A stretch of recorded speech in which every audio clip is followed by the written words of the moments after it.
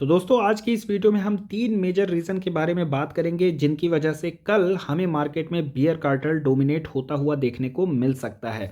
Reasons के बारे में डिटेल में डिस्कशन किया जाएगा और इसके साथ साथ इन द एंड हम वहां पर डिस्कस करेंगे एज एन इन्वेस्टर हमें वहां पर क्या स्ट्रेटजी अपनानी चाहिए। सबसे पहले हम यहाँ पे ग्लोबल जो रीजंस हैं उनको डिस्कस कर लेते हैं। सबसे पहला रीज़न जो है तो क्रूड ऑयल के प्राइसेस का बढ़ना आप देख सकते हैं यहाँ पर। जिस तरीके से मैंने पिछले भी कुछ दिनों में न्यूज़ को डिस्कस किया था कि यूएस में हमें इन्फ्लेशन जो है तो मल्टी ईयर हाई पर देखने को मिला है। लगभग 7.5% का सीपीआई देखने को मिला था। और आप देख सकते हैं जिस तरीके से क्रूड ऑयल के प्राइसेस यहाँ बढ़ रहे हैं, एक बुल रन आपको यहाँ देखने को मिल रहा है। और ये अगर कुछ इसी तरीके से बढ़ता रहा तो डेफिनेटली ये एक बहुत बड़ा नेगेटिव सिग्नल है हमारी इकोनॉमी के लिए और इंडियन इक्विटी के लिए। वहीं अगर हम दूसरी ग्लोबल नेगेटिव सेंटिमेंट की बात करें तो आप देख सकते हैं कि Russian troops are positioned in the border nearing Russia and Ukraine. तो आप देख सकते हैं कुछ इस तरीके से इनके ट्रूप्स जो हैं, रशियन ट्रूप्स यहाँ पे यूक्रेन के चारों ओर आ गए हैं। और सिर्फ रशियन ट्रूप्स ही नहीं, in response to the Russian troops आप देख सकते हैं नाटो के भी जो ट्रूप्स हैं वो यहाँ पर आपको देखने को मिलेंगे जो यूक्रेन के चारों ओर हैं। तो कुल मिलाकर के आप यहाँ पे देख सकते हैं कि यूक्रेन में एक वॉर जैसी सिचुएशन यहाँ पे बनती हुई हमें देखने को मिल रही है, which is a quite negative news. क्योंकि देखिए हर कंट्री जो है तो किसी ना किसी रूप में एक कंट्री पर डिपेंडेंट है, एक कंट्री से इंटरकनेक्टेड है। यहाँ पे अगर वॉर जैसी सिचुएशन होती है, अगर एक रॉकेट भी यहाँ पे रशिया लॉन्च करता है यूक्रेन पर, तो उस केस में जो है तो सिचुएशन थोड़ी सी बिगड़ सकती है। इंपोर्ट एक्सपोर्ट का जो एक बैलेंस बना हुआ है वो डिस्टर्ब हो सकता है। आपने एक पहले भी न्यूज़ को सुना होगा कि एवरग्रीन एक कार्गो जो शिप था वो स्वेज कैनाल में जो 2-3 दिन के लिए वहाँ पर स्टक हो गया था, तो उसकी वजह से कितना ज़्यादा इंपोर्ट और एक्सपोर्ट जो है तो वो जो है तो हमें अनबैलेंस होते हुए देखने को मिला था। लेकिन यहाँ पे अगर वॉर जैसी सिचुएशन होती है तो कंडीशंस जो हैं और भी ज़्यादा यहाँ पे वर्स हो सकती हैं।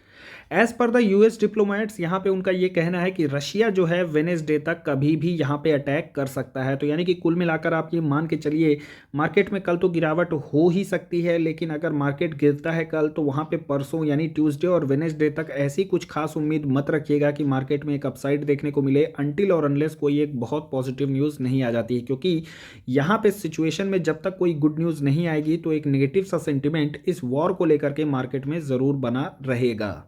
वहीं अगर हम तीसरी बैड न्यूज़ की बात करें तो वो हमें डोमेस्टिक जो है तो मार्केट से देखने को मिल रही है। आप यहाँ पे देख सकते हैं एबीजी शिपयार्ड है, इसके अगेंस्ट जो है तो सीबीआई ने केस को फाइल कर लिया है और यहाँ पर बैंक फ्रॉड का केस जो है वो फाइल किया गया है, which is the biggest bank fraud case. ये लगभग 23,000 करोड़ रुपए का है।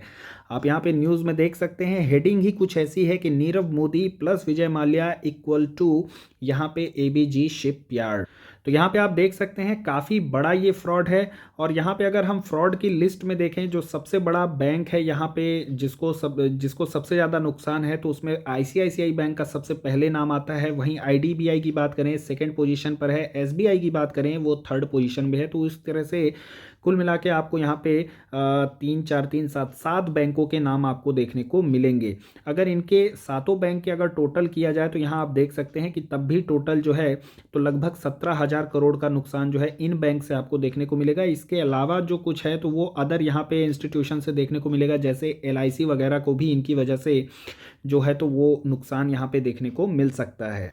अगर यहाँ पे इनके इस स्कैम की वजह से अगर हम प्रॉफिटेबिलिटी की बात करें तो आप देख सकते हैं प्रॉफिटेबिलिटी पर उतना ज़्यादा इम्पैक्ट नहीं पड़ना चाहिए। क्योंकि यहाँ पे आप देख सकते हैं कि इनका जो ये एनपीए है ये पहले ही यहाँ पे डिक्लेयर हो चुका है।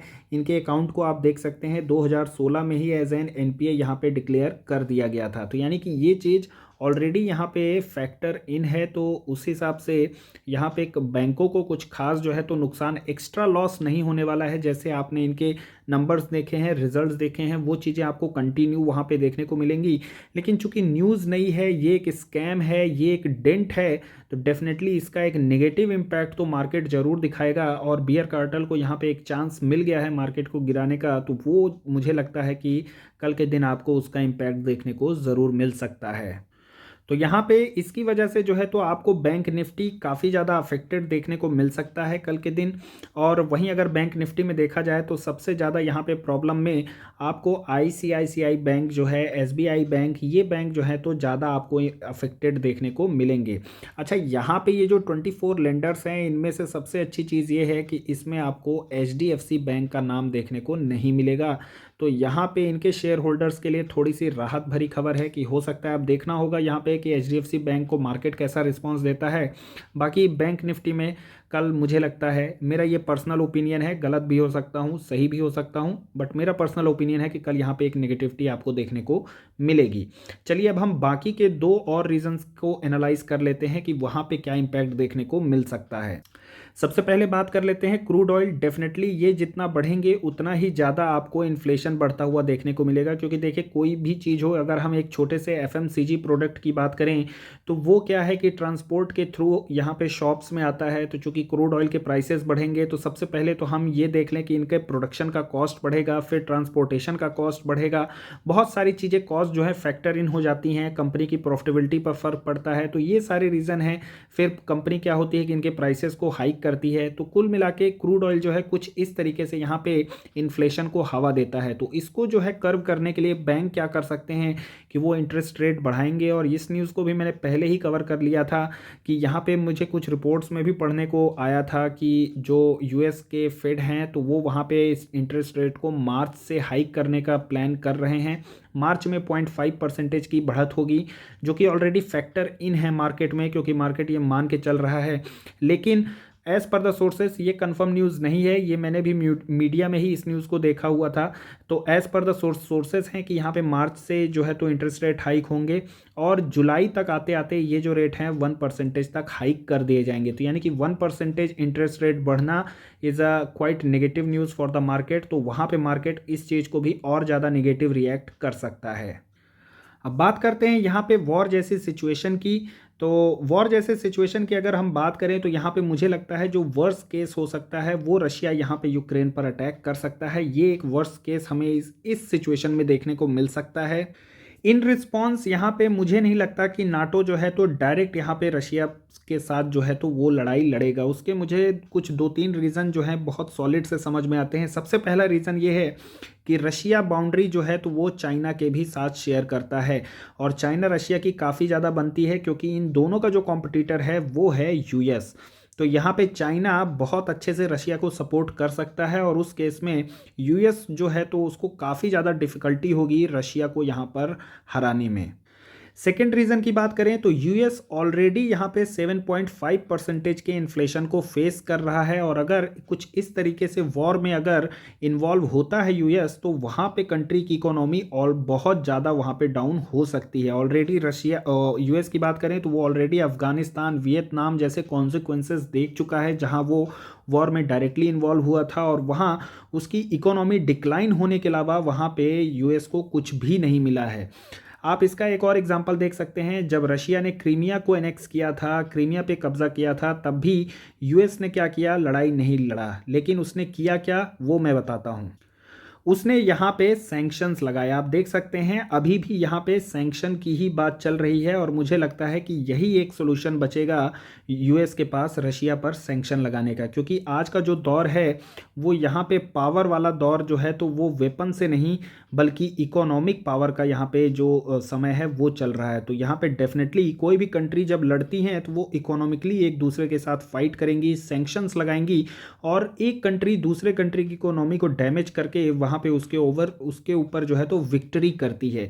तो यही एक सोल्यूशन और मुझे लगता है कि काफ़ी अच्छा समझदारी वाला सोल्यूशन होगा जो यहाँ पे यूएस जो है रशिया के अगेंस्ट जो है अपनाने वाला है। बात करें मार्केट की तो आप देख सकते हैं ये एक रिसेशन का दौर आया था लेकिन मार्केट ने यहाँ पे रिकवरी दिखाई है।